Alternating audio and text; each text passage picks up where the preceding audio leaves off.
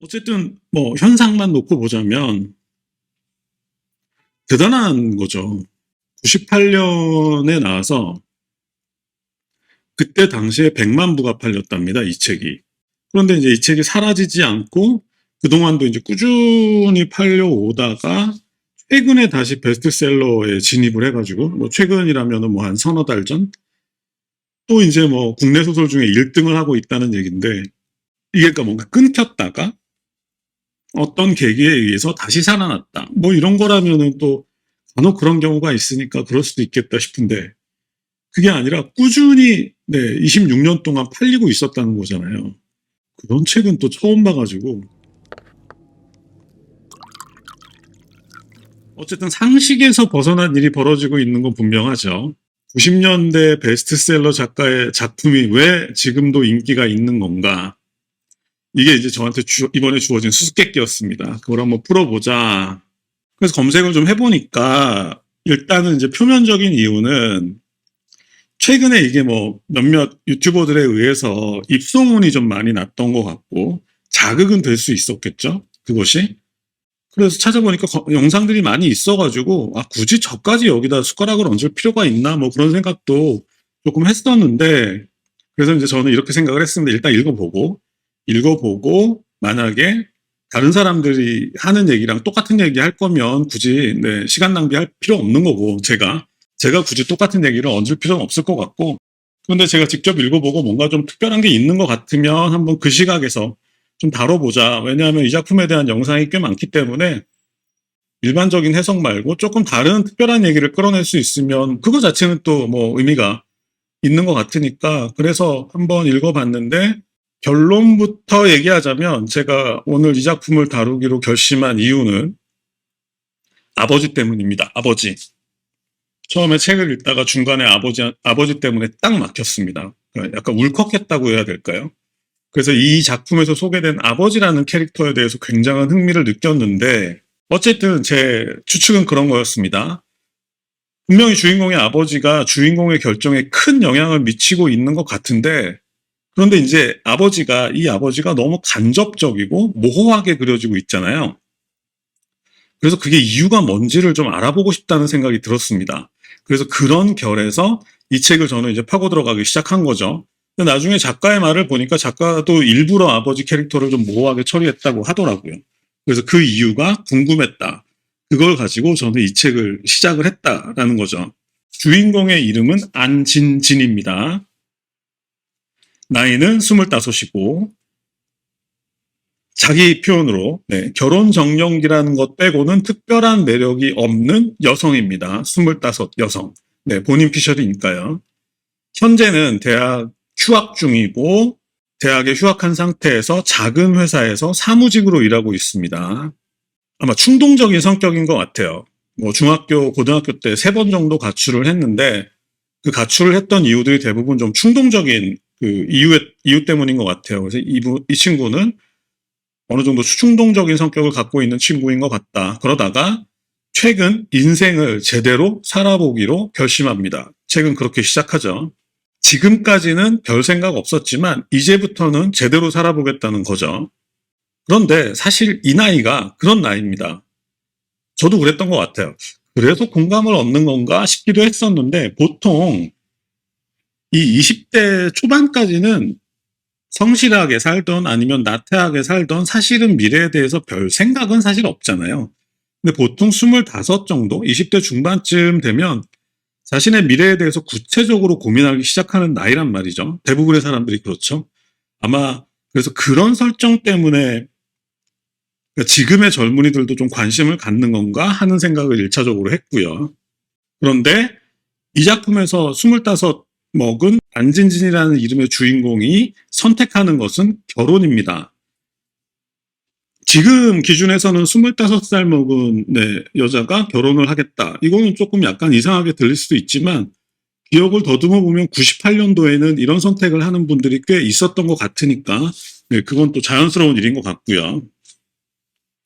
자, 이번에는 주인공의 가족관계에 대해서 알아보겠습니다. 자, 아버지는 행방불명이고요. 그리고 어머니는 그런 아버지 때문에 시장에서 속옷과 양말을 팔고 있습니다. 그리고 남동생이 있는데 이 남동생은 건달입니다. 아버지는 행방불명이고 어머니는 시장에서 속옷과 양말을 팔고 있고 남동생은 건달입니다.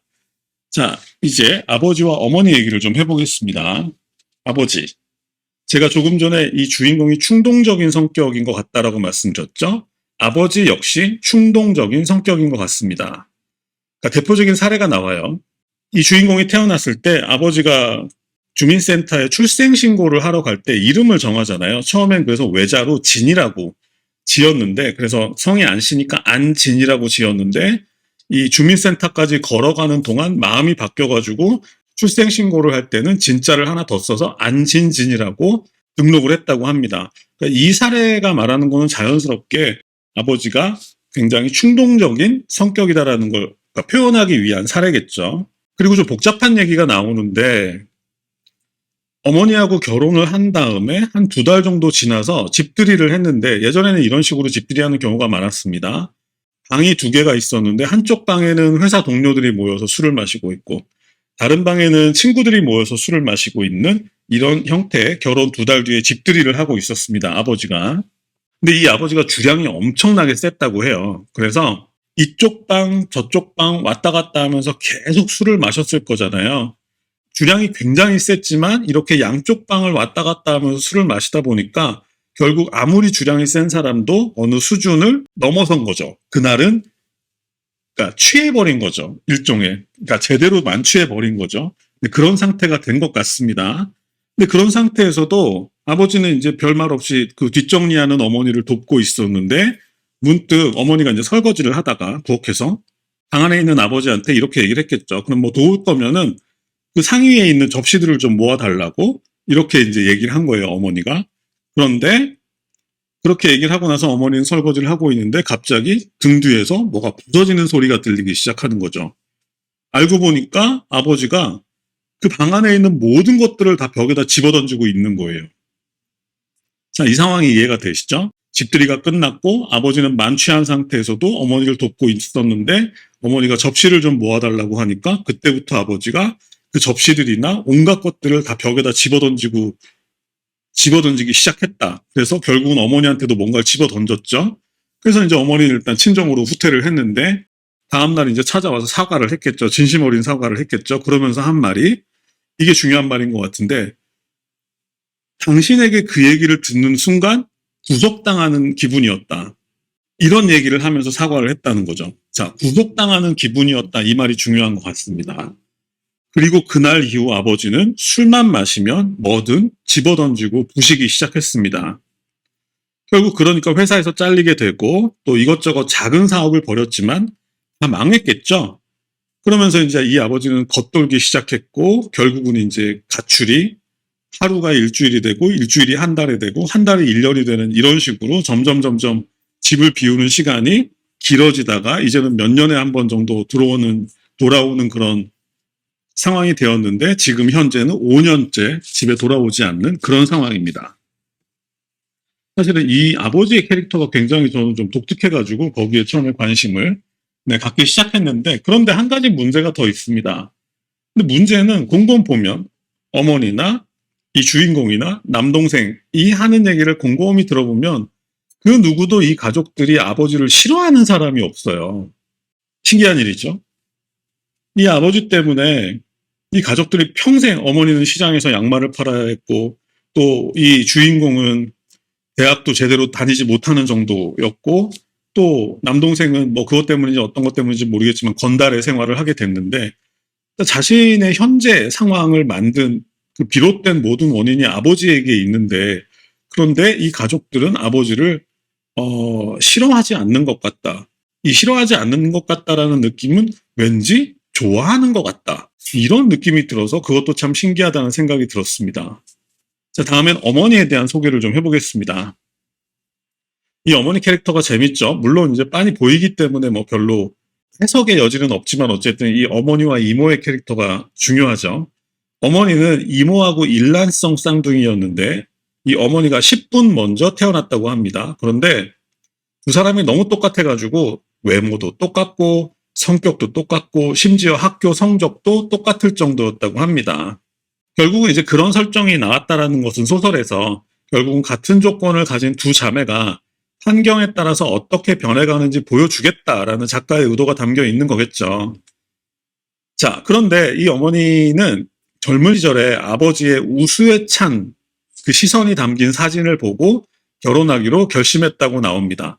자세한 내용은 나오지 않아요. 아버지의 직업이 뭐였는지, 어떤 연애를 했는지 이런 건 나오지 않고 일단 중매쟁이가 보내준 사진 속에 우수에 찬 어떤 젊은 남자의 모습에 반해서 결혼을 결심했다. 이 정도 얘기까지만 나옵니다.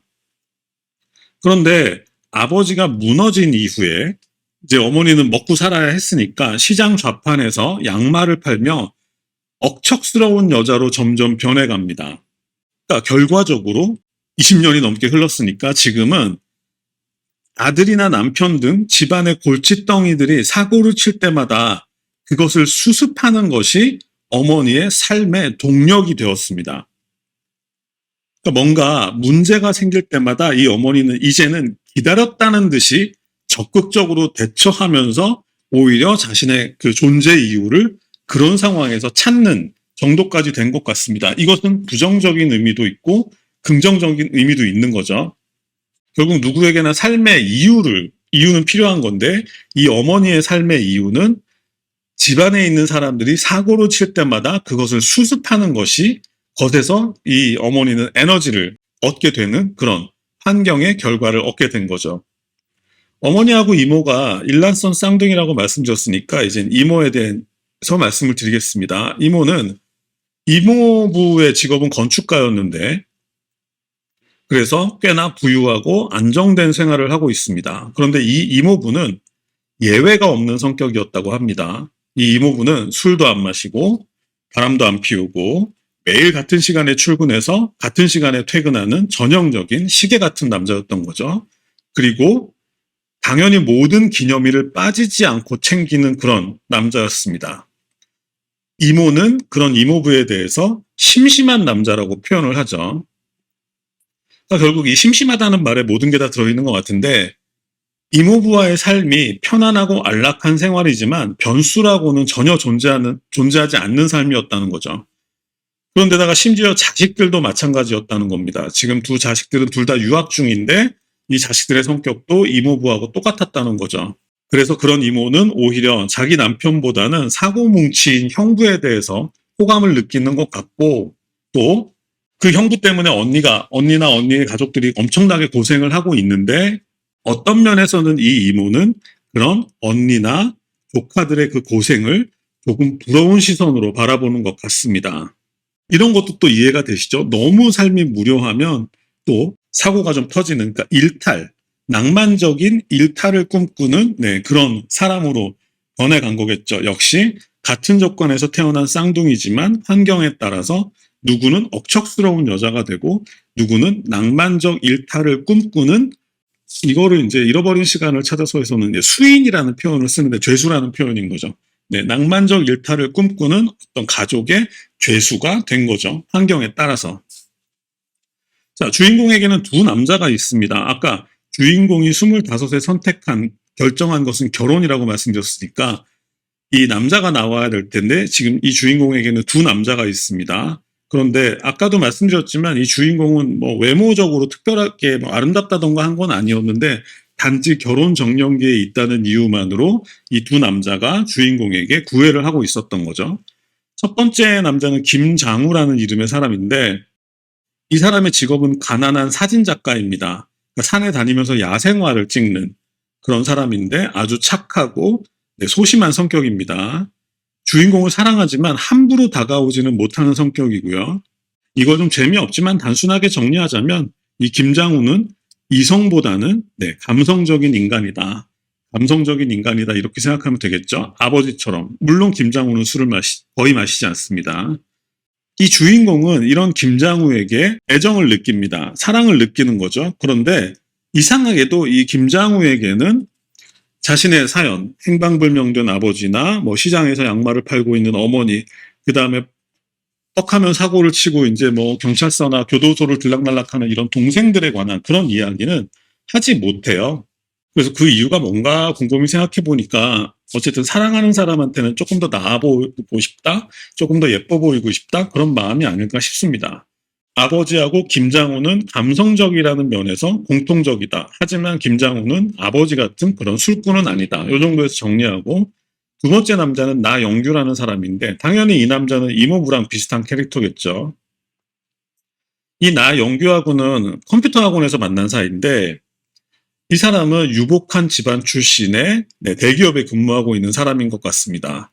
이모부처럼 조건이 굉장히 좋죠. 그런데 이 나영규의 성격도 이모부랑 거의 비슷한 것 같아요. 모든 것이 계획대로 진행되어야 되는 거죠.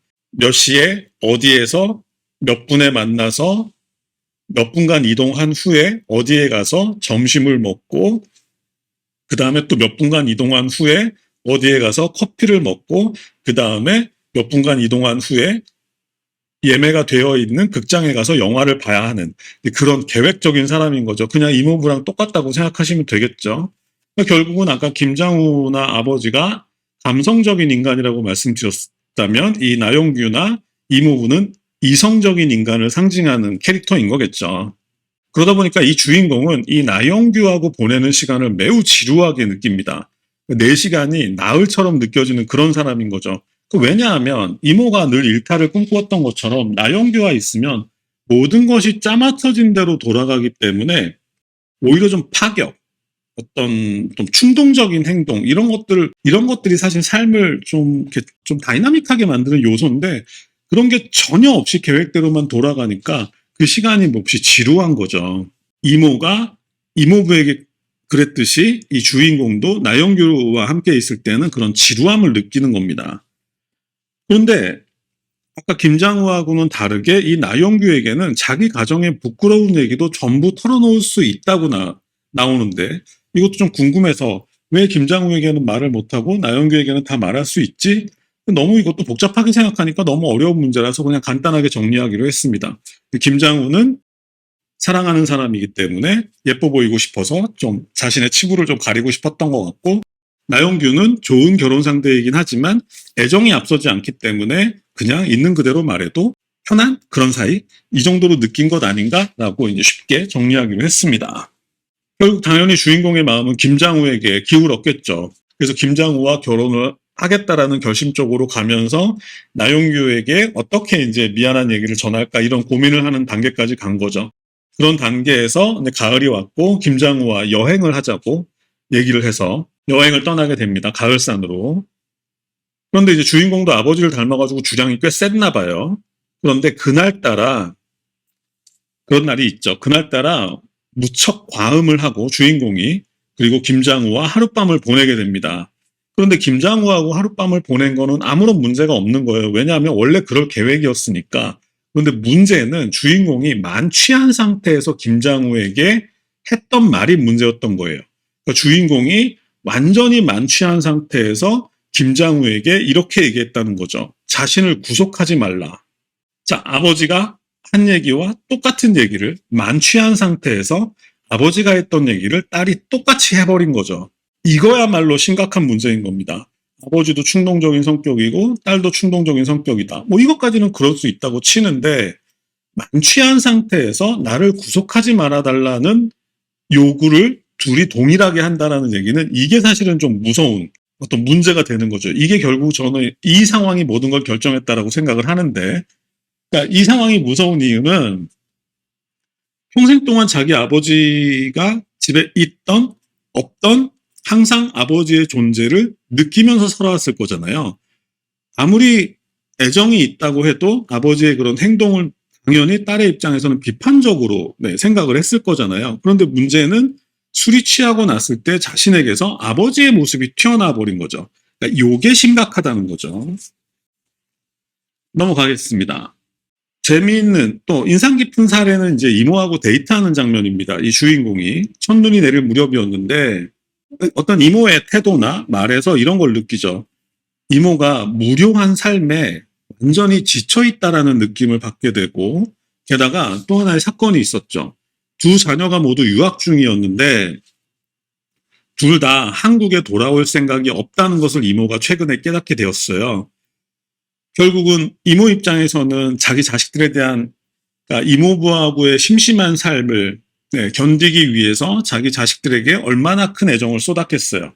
그런데 자기 자식들도 그런 이모를 생각하지 않고 그냥 자기들 갈 길을 가겠다, 이렇게 결정을 해버리니까 이모는 완전히 외톨이가 되었다고 느낀 거죠. 결국 이모의 삶은 영원히, 지금까지도 그랬지만 영원히 감옥에 갇힌 삶이 이제 되기로 결정이 난 거나 마찬가지잖아요. 그러니까 결국 이 상황에서 뭐가 벌어지냐면, 결국 가난하고 거칠지만 주체적이고 자유롭죠. 엄마의 삶은 그렇죠. 가난하고 거칠지만 주체적이고 자유롭죠. 하지만 이모의 삶은 어떻습니까? 유복하지만 세장 속에 갇힌 삶인 거죠. 이 두 삶이 주인공 앞에 놓여 있는 거죠. 이 주인공도 둘 중에 하나를 선택해야 되는 거죠. 근데 결국은 누가 더 행복할까? 엄마와 이모 중 누가 더 행복할까를 곰곰이 생각해 보면은, 이상하게도 이 작가는 엄마 쪽이 더 행복한 것처럼 그리고 있습니다. 그러니까 엄마도 예전에는 이모를 질투하고 부러워하고 시기했겠지만 지금은 시간이 많이 지났으니까 자기 사는데 정신이 없어가지고 이모를 부러워할 시간도 없는 것 같고, 그런데 한편에선 이모는 엄마의 삶을 끊임없이 이제 부러워하는 그런 느낌이 드는 거예요. 그런데 이제 이런 대표적, 엄마가 이모의 삶을 부러워하지 않는 것을 또 대표적인 사례, 이 양규자 작가님이 항상 친절하게 사례를 들어서 설명을 해주시니까 조금 심심하긴 한데, 어쨌든 대표적인 사례는 엄마가 이제 그 뽀글레 미용실인가? 거기서 이제 막 빠글빠글 이제 파마를 하고, 근데 이모네 집에서 식사를 하는 뭐 그런 장면에서 엄마가 하나도 창피하지 않는, 그런 부끄러워하지 않는 그런 모습을 보면, 아, 엄마 쪽에서는 이모의 삶을 이제는 부러워하지 않는구나 라는 걸 이제 느낄 수 있는 그런 사례도 등장했죠. 자, 이렇게 보면 거의 결론이 난 거죠. 가난하지만 자유롭고 주체적인 삶을 사는 엄마의 삶, 부유하지만 세장 속에 갇혀 살아야 하는 이모의 삶, 둘 중에 어느 쪽이 더 행복한가? 작가는 엄마의 삶이 더 오히려 행복한 거 아니야? 이쪽으로 거의 결론을 내주다가 또 다른 문제가 생깁니다. 아버지가 돌아온 거죠. 5년 만에. 자, 치매에 걸려서 이제 아버지가 돌아왔는데, 그러니까 아마도 아까 그 가족들이 이상하게도 아버지를 싫어하지 않는 것 같다라고 말씀드렸잖아요. 그러니까 아마도 미루어 짐작한 건데, 이 아버지는 자기의 역할을 하지는 않았지만 나머지 가족들에게는 뭔가 낭만적인 모습으로 기억되고 있었던 것 같습니다. 그러니까 일종의 좀 자유로운 파랑새 같은 느낌으로 다른 가족들에게 기억되고 있었던 것 같은데, 하지만 늙고 치매에 걸려서 돌아온 아버지는 자유로운 파랑새 같은 모습이 아니었던 거죠. 그러니까 완전히 무너진 아버지의 모습을 보니 자기들이 상상했던 그런 파랑새 같은 사람이 아니었던 거죠. 그러니까 결국은 앞에서 엄마 쪽의 삶이 더 행복한 것 같은데 아버지의 모습을 보니 또 그게 아닌 것 같은데 한번 또 뒤집어지고요. 그리고 결정적인 사건이 벌어지죠. 네, 이모의 죽음입니다. 이모는 결국은 세장 속의 삶을 더 이상 견디지 못하고 스스로 목숨을 끊는 선택을 하게 됩니다.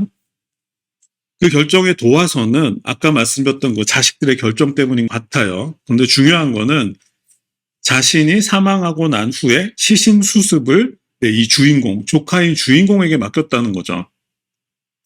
근데 그것도 이유를 찾으려면 찾을 수 있는 거죠. 그러니까 결국은 이모가 그 전에, 며칠 전에 첫눈이 내릴 무렵에 주인공하고 만나서 데이트를 했었는데, 그때 이제 뭔가 말을 할 듯 하다가 못하고 결국은 헤어졌단 말이죠.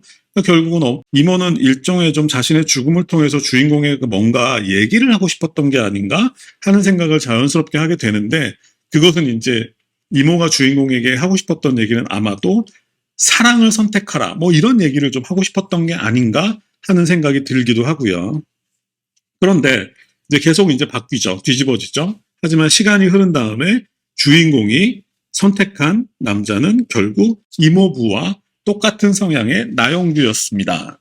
한 두세 번 정도 뒤집어지는데, 그러니까 아까 말씀드렸죠. 처음에는 김장우와 결혼하기로 거의 마음을 먹고 나영규에게 미안한 얘기를 어떻게 할까 고민을 하는 그런 결론까지 갔었는데, 아버지가 돌아오고 이모가 세상을 떠나는 과정을 겪으면서 주인공은 김장우가 아니라 나영규와 결혼하겠다라고 결심하면서 네, 이 책은 끝나는데 그런 얘기들이 나오죠. 작가는 이렇게 설명합니다. 주인공이 보기에 엄마의 삶이나 이모의 삶 모두 불행하기는 마찬가지였다. 하지만 주인공은 결국 이모의 삶을 선택했는데 그러니까 그 이유는 그것이 이모의 삶이 경험해보지 못한 것이기 때문이라고 써놨습니다.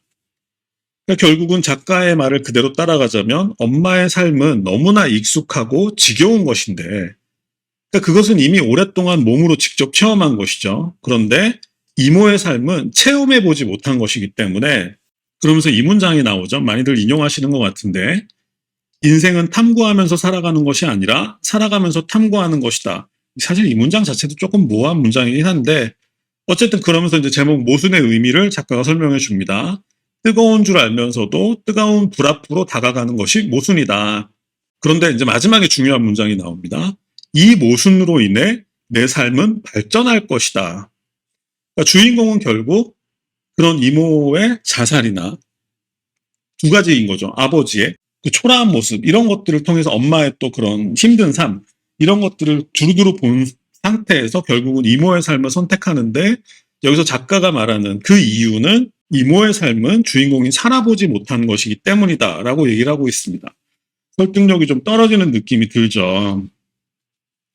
그래서 좀 고민을 많이 했는데 그렇기 때문에 이 작품의 결론이 제가 느끼기에는 설득력이 떨어지기 때문에 그래서 독자들 각자의 해석이 필요해지는 것 같은데 저도 이제 한 명의 원어브댐으로서 해석을 하자면 제 개인적인 해석은 이런 느낌입니다. 아까 이 모순 때문에 내 삶은 발전할 것이다. 이 문장이 저한테는 왔는데 어떤 문장이 생각이 났냐면 마르셀 프루스트가 잃어버린 시간을 찾아서 3권에서 쓰는 문장이 있습니다. 그게 어떤 거냐면 우리가 사랑할 때 마음이 평온할 수 없는 이유는 우리 손안에 놓인 것이 항상 그 이상의 것을 욕망하기 위한 새로운 출발점에 지나지 않기 때문이다라는 문장이 있고 제가 이 문장을 꽤 좋아하는 편입니다.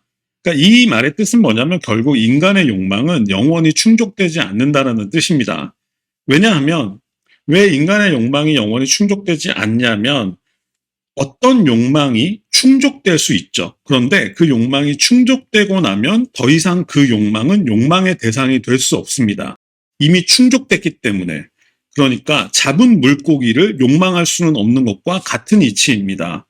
우리가 어떤 대상에 대해서 욕망을 가지고 있을 때 노력을 통해서 그 욕망을 성취할 수 있지만 성취하는 순간 그 욕망의 대상은 욕망의 대상으로서의 지위를 잃어버리기 때문에 그 욕망은 더 이상 욕망의 대상이 될 수 없는 거죠. 그렇기 때문에 다음 욕망이 나타나는 겁니다.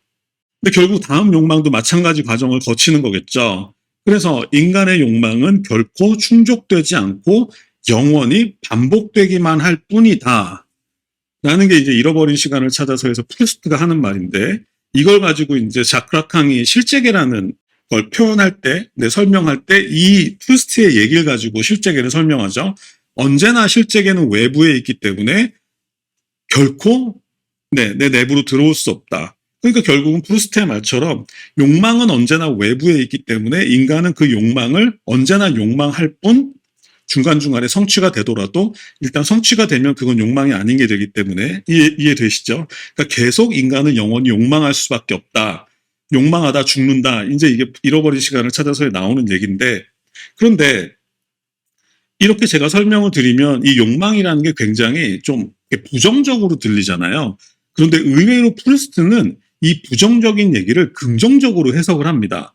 왜 긍정적으로 해석을 하냐면 만약에 인간이 어떤 욕망을 품고 그 욕망이 달성돼서 완전히 영원히 만족할 수 있다면 인간의 삶이 얼마나 지루해지겠냐는 거예요. 프루스트는. 그런데 하나의 욕망이 성취된 이후에 그 다음 대상을 또 욕망하는 것으로 인해서 인간의 삶에 늘 생기가 넘친다라는 거죠. 그러니까 결국 이 작품에서 이 모순 때문에 내 삶은 발전할 것이다라는 말은 저는 그렇게 이해가 되는 거죠.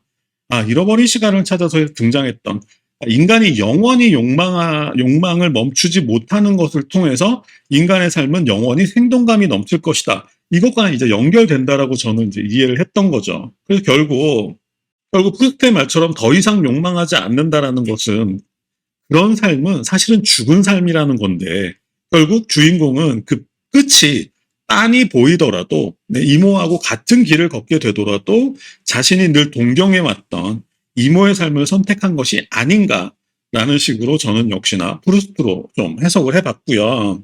그리고 근데 여기서 이제 질문이 하나 나오죠.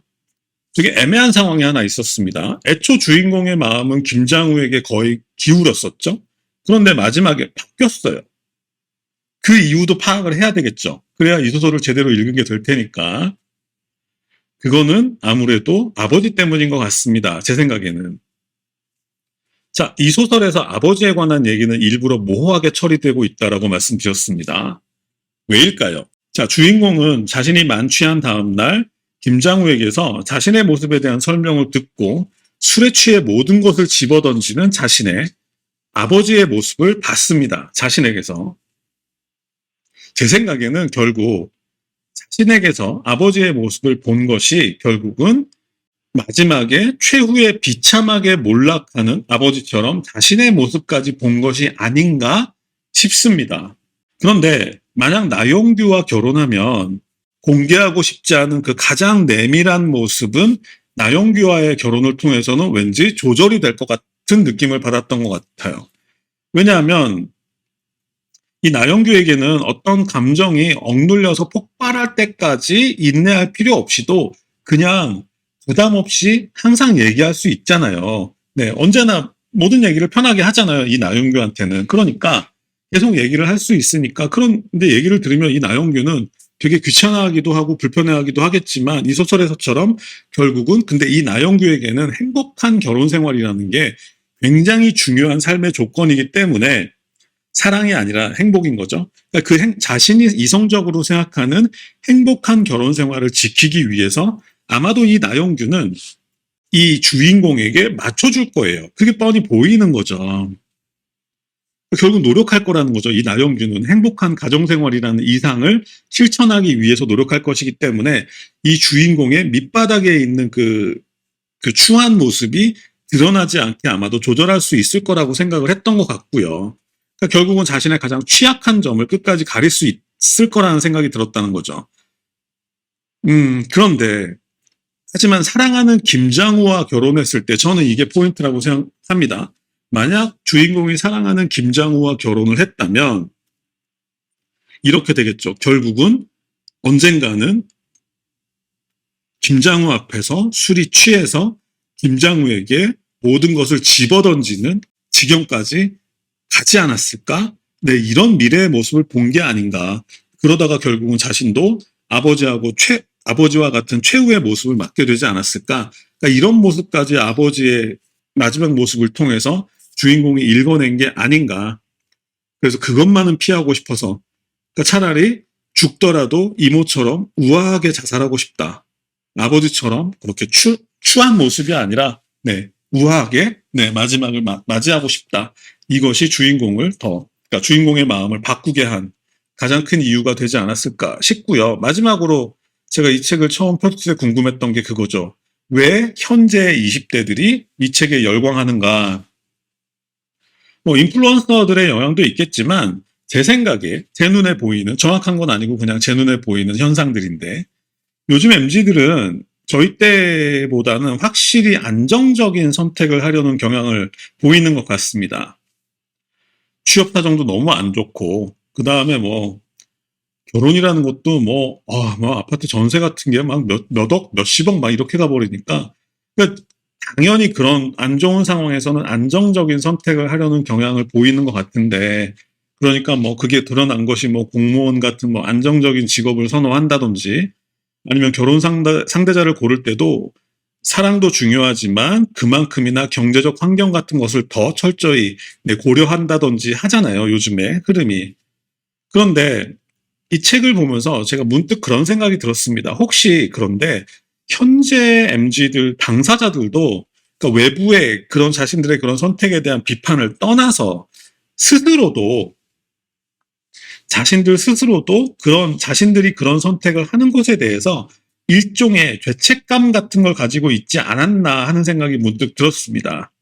본인들도 자신들이 안정적인 선택을 하면서도 그것에 대해서 약간 뭐 찔린다고 할까? 약간 죄책감을 느낀다고 할까? 뭐 그런 느낌을 갖고 있었던 게 아닌가 하는 생각이 들었습니다. 그런데 제가 느끼기에는 이 소설이 그런 만약 제 추측이 맞다면 그런 MZ들의 선택에 대해서 변호를 해주고 있는 것 같은 느낌이 들었습니다. 그러니까 자기 변명이나 뭐 자기 합리화 같은 말들은 조금 부정적으로 들리니까 바꿔 얘기하면은 자기 정당화 정도를 시켜주는 네, 그런 느낌의 내용이 아닌가. 그러니까 결국 이 소설이 예전에 한 15년 전쯤에 20대들이 그런 얘기를 많이 했습니다. 우리를 알고 싶으면 김혜란의 달려라 아비를 보라. 그런 것처럼 현재 MZ들도 우리의 마음을 알고 싶으면 양규자의 모순을 보라. 이렇게 얘기하고 있는 것 아닌가 하는 생각이 들었고 이것은 어디까지나 제 개인적인 상상의 영역이고요.